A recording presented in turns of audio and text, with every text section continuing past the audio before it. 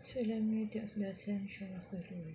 Second reading is taken from the letter of St. Paul to the Ephesians, chapter 1, verses 17 to 23. Brothers and sisters, may the God of our Lord Jesus Christ, the Father of glory, give you a spirit of wisdom, a revelation resulting in knowledge of Him. May the eyes of your hearts be enlightened, that you may know what is the hope that belongs to His call, what are the riches of glory in His inheritance among the holy ones, and what is the surpassing greatness of His power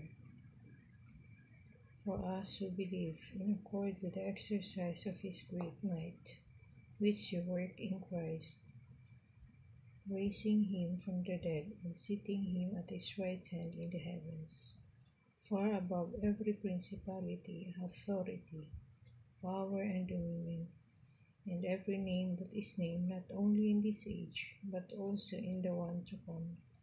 And He put all things beneath His feet, and gave Him as head over all things to the church, which is His body, the fullness of the one who fills all things in every way.